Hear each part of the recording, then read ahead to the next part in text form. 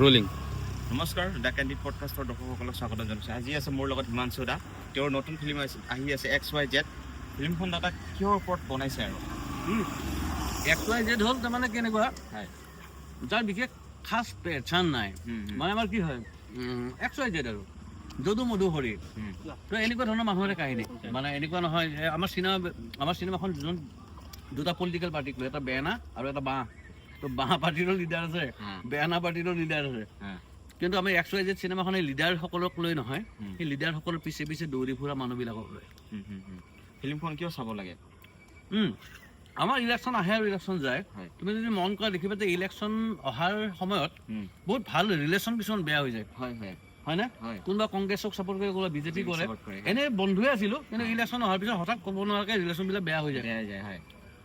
আৰু সেইকাৰণে এইখন চিনেমা চাব লাগে। কিন্তু সাংঘাতিক কাজিয়াও হয়। কাজিয়া মূৰ ফলাফলি হয়, মানুহ মৰামৰি হয়।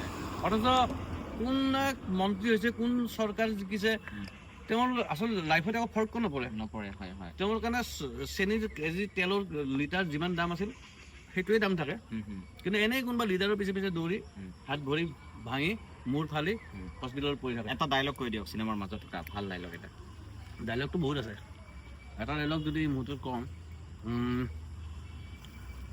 আমি যি মাছ মাংস খাওঁ, সেই মাছ মাংস থাকে মাখিৰ মাজত, আৰু যি জোতা চেণ্ডেল পিন্ধো আমি ভৰিত, সেইটো থাকে AC ৰুমত। তুমি চাবাচোন দোকানবিলাকত AC লগাই দামী ৰুমত জোতা চেণ্ডেল পৰিৱৰ্তন কৰিব পাৰিম নেকি? ডেফিনেটলি কৰিব পাৰিব লাগিব, কৰাৰ হেঁপাহ আছে। আৰু সেইকাৰণে গান, নাটক, চিনেমা। আৰু চিনেমাটোত এটা টুইষ্ট, যিটো সেইটো মোক কওঁ, সেইটো কৈ দিলে দেখোন চিনেমা কৈ দিব। আৰু চিনেমাটো কেতিয়া ৰিলিজ হ'ব কৈ দিয়ক।